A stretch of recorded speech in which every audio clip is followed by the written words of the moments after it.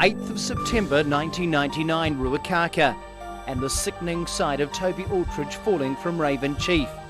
Toby's injuries: a broken back, 2 sub-fractures either side of the broken vertebrae, 3/4 of his ribs were broken, and he'd punctured both lungs. The fact that he survived is amazing. The fact he can still walk, a modern-day miracle. Life has moved on for Toby, and although his marriage split up soon after the accident and he still suffers daily pain, each and every day is to be rejoiced. I took Graeme Lord along with me to his place in Matamata so the boys could catch up on a few memories. So what do you do through the days? Just the kids and that? Yeah, the kids, mowing lawns like you. Yeah. Or working at the Cambridge track, All right. giving Okay. them jumping tickets. All right. Or Okay. tapping back after trials or gallop mornings, so it keeps me pretty busy over winter. Be Yeah. quite good over there watching them all schooling and that, eh? They've It's got better, good- I think it's good better. facilities. Yeah, but it's better standing on the ground than Oh watching. yeah. I think we've done that. Easier on the heart. It Yeah. is definitely. No, but you know, we had a good time while we were out there. We can't have done too bad. Neither of us are grey yet. No. Yeah, we're both still walking. Yeah. But yeah. you've had a bad fall, didn't you? Yeah. On the flat. Very lucky. Yep. Yeah. Yeah. Last race at Ruakaka of all places. Everything come to an end, but we're one of the fortunate ones. A bit luckier than what Ken is, we could say. Oh, definitely. We're up and about. Have good days and bad days, but everyone has them, don't they? Yeah, they do. Yeah. But right, you've got the scars I see on your forehead where there's a couple of scars there. Is that where Yeah, they had your framework was bolted the in? was it? screws in there. Yeah. Yeah. So it was hard for the mind to get used to, having Yeah. the nuts and bolts in there. Like I was only in hospital, I think it was for about 27 or 28 days. Yeah. Whereas years ago they used to be in there for 3 to 6 months. Oh. But they put this new traction sort of a suit on you where you're still in traction when you're out and about. And that's you get used to it. Yeah. It's something I wouldn't like to do again though. I bet you. Well, you won't do it again, will you? No. Well, not riding anyway, I suppose. But no, you know, like I was saying, Andre, before we came over, you know, you started off. You what? 30?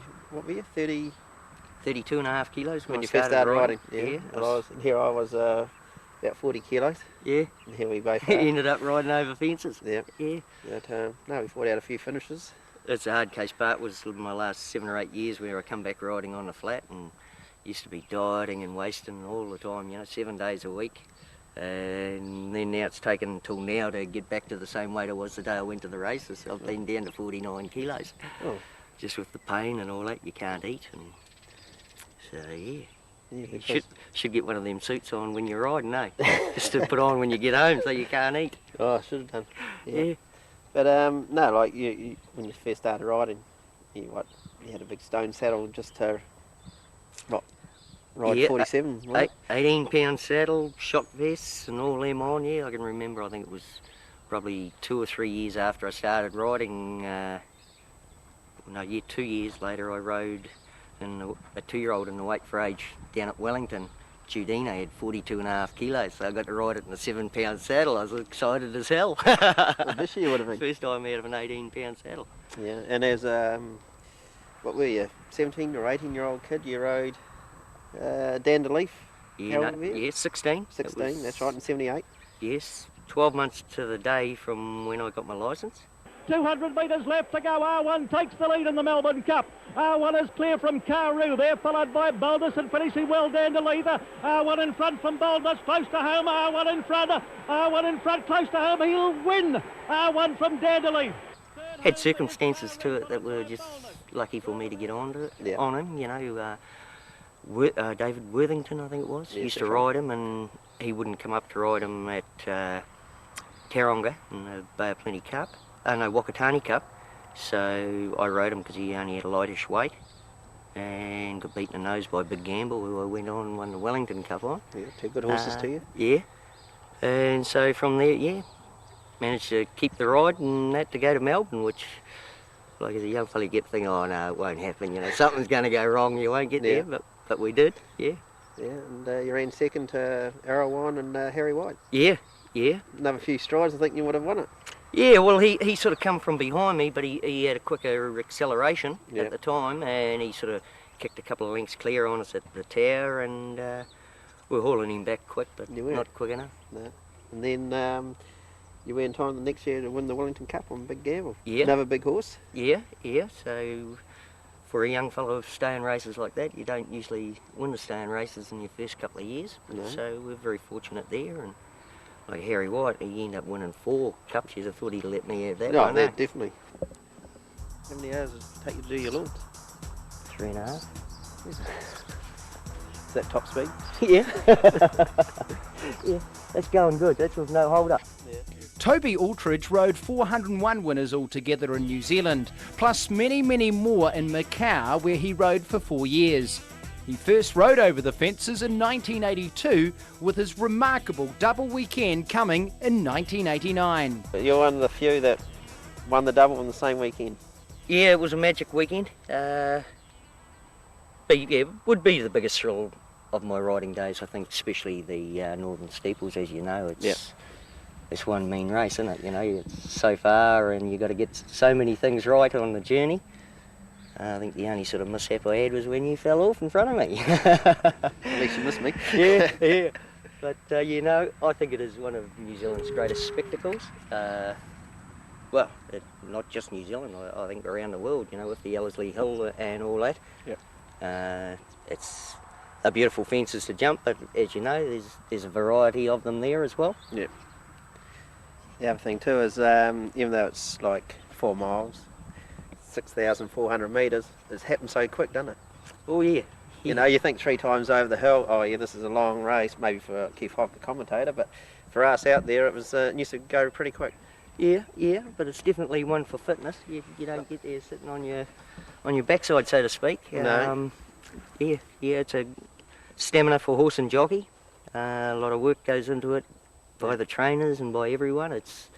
We know how much preparation's got to go into jumpers, and that's so for it all to come together like it did was, yeah, that was an amazing weekend. So they're set to go. Racing, Nescafe Great Northern. Yamani led by 2.5 lengths. There's Vincier going to go up and have him on. Might take the pace. He's going to the top weight. So Vincier goes to the lead. He's going. I think he's lost his irons, Graeme Lord, and the horse is half by bolted up the hill on him. Your favourite's in real trouble. I'm sure he's lost his irons. 5 back then, or his marbles if he hasn't, because he's charged up the hill at 100 miles an hour. Great feat, wasn't it? You know, for Mike Moroney, Paul Moroney. He sort of goes against the ethics of a Great Northern Steeples winner, because like everyone says, is they've got to jump consistently and got to be good jumpers. Well, he was probably the worst jumper I ever rode. I think he used to hit every fence. Yeah. I think 4 out of the last 6 in the Northern he walked straight through. That's right. Then the greatest jump I think he ever put in was the one that won him the Northern. That was at the last fence, and he was a scary one to ride. You just never knew what he was going to do. Going to the stand double. Yamani led over about 4 lengths now. Oh, Vincier, he lost him there. Graeme Lord, he went at that one. He did a marvellous job to get as far as he did. So Graeme Lord down from the favourite Vincier at the double, and he's trying to get to his feet. Tumbling down's handy with Ardrey, the second on top of the hill. Yamani's at it. He led over clear by 2 on High Impact. Down the hill they come, 1,000 to go. Then followed Count Your Silver, then followed Tumbling Down, now kicked along from Ardrey. See you later. They're followed back by Son of Jason, 5 to win a gold. He's 20 off the leaders, then followed by Anyhow Last. So they head towards the last now. Stephen Douglas on Yamani, up clear about 2.5. Tumbling Down's chasing him hard though as they're over the last. He headed Tumbling Down, but he's coming after Yamani. Yamani in front, Tumbling Down levelling on the outside. Toby going for the double. Yamani Tumbling Down on the outside's got the lead, 100 to go. Tumbling Down, Yamani still fighting him, but Tumbling Down in front, going to the post. Tumbling Down just holding Yamani. Toby gets the double, and it's home, James. Tumbling Down, Yamani was second. Yeah, no, we had a few tussles. Yeah. I think the Eric Ridderford, your Noble Heritage, when I was flying at you on Thorley. Yeah, and well, Vincier. Vincier, all the way down the straight, the Pakuranga. Yeah. You did shout at me, but I didn't listen to what you were saying to me. I didn't want to hear it. Move in, I'm about to hit the running rail. And this is the outside one. Yeah. Just about ready to go straight back into the birdcage gate. Vincier, the favourite, clearing away, doing as he did last year. Second place, Tumbling Down, is trying to close on him. 6 away, Arcs Region. Then See You Later and Canterman racing for the Miners with Trelay Boy. Vincier well clear though, one fence to go, coming towards it, fighting back, tumbling down in second place. Here they come, they let the last now. Vincier the inside, tumbling down's closed. Appreciate he's grabbed Vincier, the two of them set sail for the post and a ding-dong go. Tumbling down the outside, Vincier not giving in on the inside, fights back, tumbling down just in front of Vincier. Vincier coming back at him, what a go. Vincier tumbling down, noses between these two good horses and tumbling down, getting the upper hand in the closing stages. Vincier doesn't say no, and tumbling down has beaten Vincier. That was a good hard slog, whole length of straight, wasn't it? It was sort of a Two good horses. It was a match race that could have been Northern, that, you know, never happened because the stirrup iron broke, and that's how we got to have the match race there. And well, I think it turned out the right way. Oh, no doubt you would. Yeah, no, we had a lot of good times, good memories. Yeah, that was. I think what was against you that year is I think I was just having all the luck in the world. Yes, and I had none. Yeah.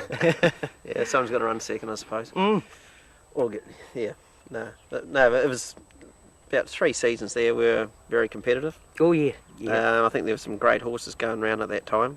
And like everything, I'd be getting down to the central districts a bit, and you'd be getting up north, and that. So there was a lot of clashes. No, and it's still, you know. Yeah. We're still friends, you know, like, you know. Before and after, but never out there. Never are. No, that's one thing about it. Like you say, I didn't run you over when you fell off. No, someone else did. Yeah. No, she was pretty hard. But it was, it's been, you know, it's a good weekend, isn't it? The Northern, something that you look forward to every year. Even if you're not there or if you're not riding now, you're still part of it, aren't you? And it's hard when you have the choice of a couple of rides going into the Northerns, isn't it? Because you're so early in the season. Yep. Instead of the ones that were in top form the year before, are they going to hit their straps in time for the Northerns and that? And also weather. Like some years now you get there and they're getting some pretty good tracks there in the Northerns now. Definitely. Yeah. But I was like, I never had to make a choice. Mine were already made before. Yeah, well, you were never going to get off Vincier, were you? No, and I was, you're right there. But you know, that was his time of year. Where you had a good choice. You know, Well, a lot of trainers you rode for, a lot of top trainers, good jumpers, you know, and that made your decision very hard. Oh yeah. Well, like my Northern choice that year, I think was Tumbling Down and Chico was Graeme Rogerson. So you're talking Mike Moroney and Graeme Rogerson, yes. Both wanting your services, but it was quite a hard case beforehand. Like I needed a heavy track on the Saturday for Noble Heritage, and yet wanted quite a good track for the Monday for if I was going to ride Tumbling Down. So you were starting to think, well, you can't get that, can you? You can't get the heavy track on a Saturday and fine on the Monday, but it ended up worked out that way. It even rained while the Northern Hurdles was on. Track firmed up nicely for the Monday, and Chico tipped out at the water. Yeah, with the brother-in-law on. Yeah, right? Kim Trewick. My bloke dipped a bit, and Kim shunted me from behind, and Yeah. Parted company. Parted company. Yeah, he did. Yeah. And I met him there foreign round when I went at the double. That's Yeah. right, and the father-in-law had come all the way over from Aussie to watch us. And Stephen Jenkins from Aussie to witness the big moment.